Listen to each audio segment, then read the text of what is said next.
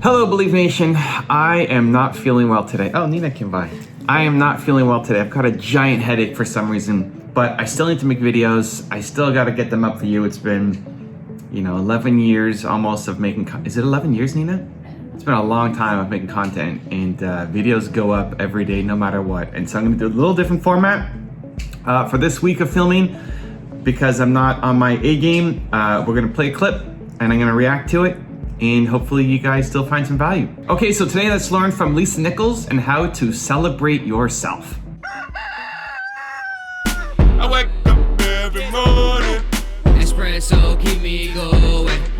I wake up every morning. Instead of making big macro goals, those big bodacious goals, make some micro goals, smaller goals. I don't make an annual goal. I make quarterly goals. I make monthly goals.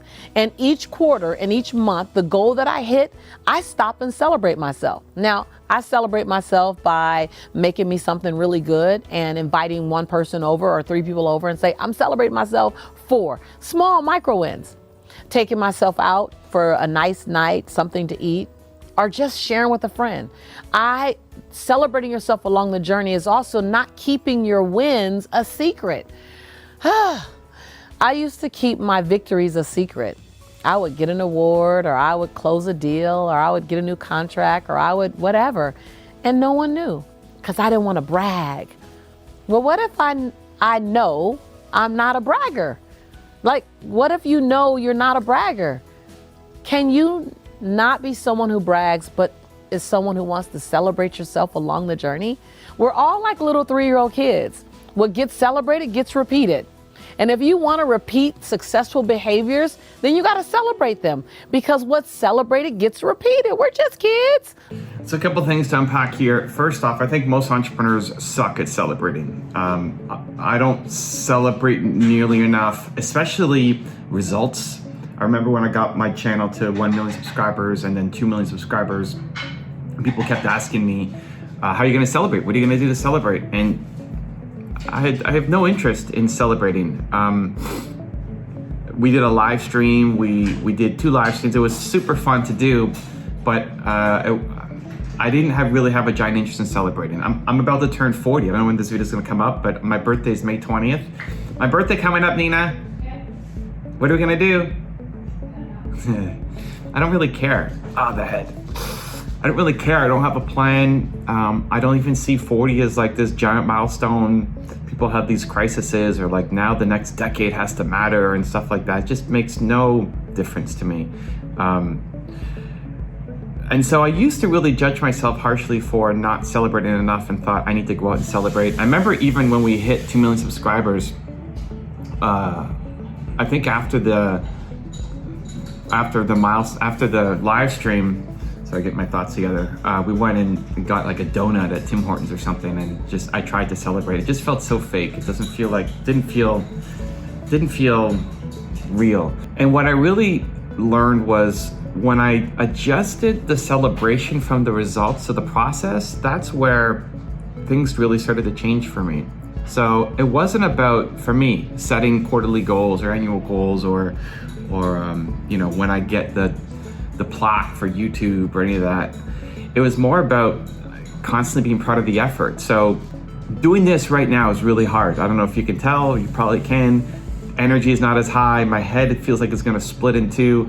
But I'm making videos. And in my head, I'm saying I'm awesome. Like, that's the celebration. This to me is more important.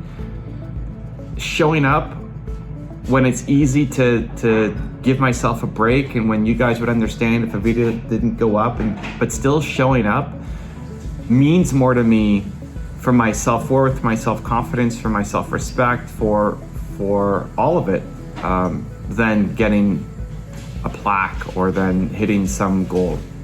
And so I think when you can learn to tie your respect, your self-love, your self-confidence, your celebration, tie it to, did you show up today? Did you do the work when it was hard? Are you proud of your effort, right? I think too many people win something and then they don't actually feel that great about themselves. And then you're waiting so long until the next win comes along. where if you can learn to celebrate yourself for the effort that you put in, that's a constant daily thing that you can do, right? So today, my output is not going to be very high, right? My productivity is not very high. I'm not able to function like I normally would. And so if I was just celebrating my results, it'd be pretty low compared to a standard day for me.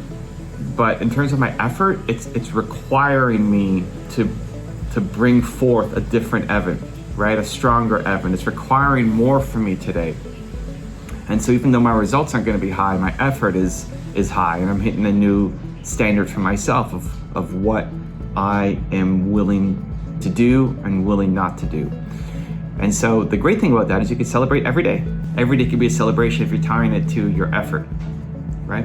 So you can make a choice today to be proud of your effort. You can make a choice today to do something difficult. You can make a choice today to show up when everybody else would give you the time off and say take it easy and give yourself a break. And there's definitely time to give yourself a break, but for the most part, I think we actually need to be harder on ourselves because you know you're capable of more. You know you can do more, and you're not living the life that you want yet because you're not showing up like you want to yet and that you know you're capable of. So yeah, celebrate more.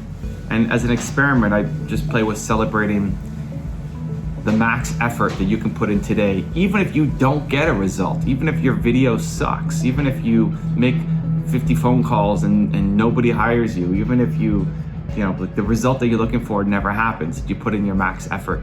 Because if you keep putting in your effort and you keep celebrating your effort on a daily basis, man, the results are definitely gonna come. Oh, so now we've got a really special bonus clip I think you're gonna enjoy. But before that, question of the day, I wanna know, what are you gonna do today to be proud of your effort? And we're gonna do today to show up so that when you go to sleep tonight, you can say, I'm super proud of the work that I did. Let me know, put it down in the comments below. And if you're still here watching, I wanna celebrate you. Give me a hashtag believe down in the comments as well. There's this thing people think that like, I'll be happy when? Once I get like this big, amazing home, or once I get this car, or once I get this relationship, or an amount of money, then I'll allow myself some happiness. The problem is the finish line always moves. You never arrive there, right? The other part is people think, well, if I enjoy myself now, I'm gonna lose my drive. In other words, if I can just wire myself with enough pain all the time, I won't lose my drive or ambition. The truth is there's no correlation between the two at all. There's no relationship between you feeling complete pain all the time and losing drive. And so I talk about living in a state of blissful dissatisfaction. And really the best example of that would be like if you've ever, I love a good meal, right? You know, if I bite into a great piece of steak, if you're a steak eater like I am, you take that first bite, it's like complete bliss, right?